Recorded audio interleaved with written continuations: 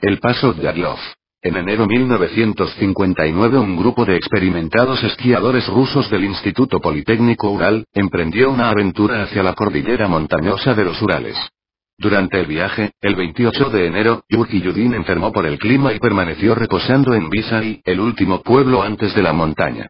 A pesar de la pérdida de un miembro, el líder del grupo, Igor Dyatlov, decidió continuar con el viaje y así cruzar el paso de la montaña Kolatsyakl, ubicada en los montes Urales.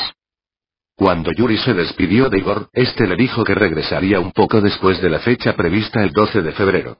El brusco clima obligó al grupo a desviarse de su curso, para formar un campamento donde esperaría que las condiciones mejoren. Los diarios encontrados hasta el momento muestran que los excursionistas montaron el campamento el 2 de febrero, donde decían que el grupo disfrutaba de su estadía en una pendiente de los Urales, actualizaban sus cuadernos y tomaban fotografías con regularidad. Misteriosamente durante la medianoche los aventureros salieron de sus tiendas de campaña a toda prisa, dejando a un lado sus esquís, raciones y abrigos, para enfrentarse a una temperatura de 30 Celsius vistiendo solamente sus prendas para dormir. En esas condiciones los viajeros se adentraron en una zona boscosa donde no tenían oportunidad de sobrevivir. Días después los padres de los jóvenes se preocuparon por su tardanza y el 20 de febrero de 1959 enviaron un grupo de rescate que halló una inquietante y extraña escena. Después de la investigación, los confundidos oficiales cerraron el caso de los alpinistas muertos como archivo secreto, cuyas víctimas perecieron por una fuerza desconocida. Hoy por hoy se desconoce con exactitud qué pudo obligar a estos expertos alpinistas a tener tanto miedo que prefirieron la muerte congelados al peligro al que se enfrentaron aquella noche. Lyudmila Gublinina abrazando a Yuri Yudin cuando tuvo que abandonar el grupo. Campamento abandonado. Enigmática evidencia. La escena fue revisada un día sábado y tras medio siglo sus eventos siguen siendo un misterio en los Urales. Gracias a los registros escritos de los aventureros se pudieron conocer sus últimos momentos, sin embargo en la década de los 90, fue revelada nueva información sobre el misterioso caso. En la actualidad, amigos y familiares de los fallecidos aún buscan la verdad sobre lo que sucedió esa noche. Los diarios describen el momento en que acampan en una pendiente del monte Kolatsyakl, una montaña próxima a Otorten. A partir de las 5 de la tarde el grupo ya tenía su campamento armado, de acuerdo con Yuri Yudin, Igor escogió ese lugar para no desviarse de la ruta planeada, aun cuando a solo 1,5 kilómetros cuesta abajo se encontraba un bosque que los habría protegido mejor de los elementos. Es por eso que cuando se formaron grupos de rescate de profesores, estudiantes y la policía utilizando helicópteros para ayudar en la búsqueda no encontraron a los alpinistas en las ubicaciones lógicas y eso retrasar a la búsqueda. Nada los preparó para una escena sin mucho sentido cuando Mikhail Sharavin descubrió el campamento el 26 de febrero. Cuando las autoridades llegaron, se dieron cuenta que la tienda de campaña estaba rasgada y cubierta por la nieve, sin embargo no había nadie adentro. Las pertenencias de los excursionistas se encontraron esparcidas por todo el campamento. Las pistas que los investigadores encontraron mostraban que la tienda había sido rasgada desde dentro, también se descubrieron pisadas de 9 personas, de las cuales 2 víctimas usaban calcetines, otro vestía unos zapatos y el resto estaba descalzo. Las huellas de los aventureros tenían más de 1 metro de profundidad, los investigadores comprobaron que las pisadas eran de los miembros del grupo y no habían aparecido nuevas personas en el campamento. El lugar tenía los restos de una fogata y las ramas de un árbol estaban rotas de tal forma que solo pudo ser porque uno de los aventureros lo escaló. Las pisadas guiaron la investigación hacia una pendiente cerca de un bosque de pinos, pero estas desaparecieron después de 500 metros. El joven Sharavin encontró los primeros 2 cuerpos en la entrada del bosque. Los cadáveres de Georgi Krivonischenko, 24, y Yuri Dorosenko, 21, estaban descalzos y solo vestían su ropa interior. Los cuerpos de Igor Dyatlov, 23, Zina Kolmogorova, 22, y Rustem Slobodin, 23, fueron encontrados entre el bosque y el campamento. La posición en la que cayeron sugiere que estaban regresando al campamento. Cuando revisaron los cuerpos descubrieron que los 5 habían muerto por hipotermia, sin embargo el cuerpo de Slobodin tenía el cráneo fracturado. Aunque la herida no era mortal fue suficiente para que las autoridades inicien una investigación criminal. Las autopsias no revelaron evidencia que relacionen las muertes con un crimen. Fotografía encontrada en uno de los rollos de película encontrados en el campamento. Los esquiadores establecen su campamento a las 5 de la tarde del 2 de febrero de 1959. Esa misma noche sucedió algo que acabó con sus vidas. Tras 2 meses más de búsqueda encontraron a los esquiadores faltantes, quienes fueron descubiertos bajo 4 metros de nieve a 75 metros y lejos del bosque. Los cadáveres de Nicolás Tybeauch Brignoyel, 24, Ludmila Dubinina, 21, Alexander Zolotaryov, 37, y Alexander Kolevatov, 25, evidenciaban muertes traumáticas.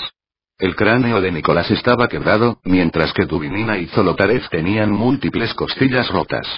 Lo más escalofriante fue cuando descubrieron que a Dubinina le faltaba la lengua. Los cuerpos no mostraban heridas internas y los 4 jóvenes vestían prendas de sus compañeros que murieron primero. Por ejemplo, Zolotaryov usaba el gorro y abrigo de piel de Dubinina, mientras que el pie de Dubinina estaba envuelto con un trazo del pantalón de Krivonischenko. Finalmente los expertos revisaron minuciosamente la ropa y descubrieron que contenía varios niveles de radiación. Extrañamente la investigación fue cancelada debido a que no había un culpable y los archivos del caso fueron escondidos como secreto. Como prevención se prohibió la entrada a los esquiadores y exploradores por 3 años. Fragmento de metal que se supone puede pertenecer a alguna prueba militar. Teorías sobre la verdad. Hoy en día la Fundación Yekaterinburg-Yardlov busca solucionar el misterio de la montaña, explicó el director Yuri Kunsevich, quien recuerda que cuando tenía 12 años se hablaba mucho sobre el tema, pero las autoridades trataron de esconder el terrible evento. Los Mansi. La primera teoría en ser estudiada fue la presencia de los Mansi, indígenas nativos de la región, quienes pudieron atacar a los jóvenes esquiadores por entrar en sus tierras sin permiso. Esta idea fue descartada debido a que no se encontró evidencia que la respalde, nunca se encontraron huellas de otras personas distintas a los esquiadores de la expedición. Además, estudios previos de la cultura Mansi mostraron que las tierras de Otorten y Kolatsk en las que se desencadenaron los hechos no eran considerados como lugares sagrados. Finalmente intervino el Dr. Boris Bodrovdenny, quien tras examinar los documentos del caso afirmó que las heridas que mataron a los esquiadores no pudieron ser infligidas por un hombre, debido a que dichas heridas eran equivalentes a los efectos de un choque automovilístico, pero no dañaron el tejido superficial de su piel, cosa totalmente imposible de lograr con un objeto contundente o ningún arma humana de la época. Las esferas brillantes. Esta historia fue la que más evidencias tenía, así lo afirmó Lev Ivanov, el director de la investigación en 1959, quien en 1990 dio una entrevista al diario Leninsky Puk de Kazakh. El viejo jefe confirmó haber recibido órdenes de los oficiales superiores de la región, los mismos que le ordenaron terminar la investigación y clasificar las evidencias como secreto. Esto se debió a los múltiples reportes recibidos de testigos, militares y personal del clima, que confirmaron haber visto esferas brillantes ese año durante el mes de febrero hasta marzo. Los documentos desclasificados mostraban apuntes del diario de Igor Yarlov, texto que hablaba sobre la presencia de esferas naranjas que flotaban en el cielo nocturno en dirección al monte Kolatsk. En ese entonces, Ivanov creía que durante la noche, uno de los esquiadores salió, se asustó al ver las esferas y sus gritos despertaron al resto. Los primeros 5 exploradores murieron por una explosión causada por una de estas armas experimentales. Para apoyar esta teoría se utiliza como prueba que las ropas de los fallecidos tenían niveles de radiación y también sus caras tenían un bronceado marrón, algo inusual. Se habla también de que el color del pelo de algunas víctimas había cambiado a un tono gris y que era probable que hubiesen quedado ciegos. Después del funeral, Yuri Yudin, el hombre que abandonó la expedición al enfermar, y Yuri Kunsevich seguían la pista de qué sucedió con las investigaciones y por qué se escondieron las evidencias. Este secretismo respaldaba la posibilidad de que los 9 esquiadores se adentraron en territorio de pruebas militares. Sin embargo, no había rastro de explosiones en ningún lugar del área de Kolatsk. El historiador de misiles soviéticos, Alexander Zeleznyakov realizó varias investigaciones, pero no encontró registro de ningún lanzamiento durante esa fecha. Sin embargo, el 2 de febrero de 2008, un grupo de 6 socorristas y más de 30 expertos se reunieron en el lugar para examinar los hechos y encontrar respuestas. Tras investigar el sitio concluyeron que las muertes fueron causadas accidentalmente por pruebas militares ya que encontraron varios restos metálicos que podrían pertenecer a algún tipo de misil. El evento que ocurrió en el este sendero le otorgó el nombre de El Paso Yarlov en honor a los 9 esquiadores que perecieron ante estas circunstancias. El accidente fue horroroso, pero hasta la fecha no se ha podido más que especular si la tragedia se produjo por culpa de un accidente militar y la mala suerte de unos jóvenes que estuvieron en el lugar y hora equivocada.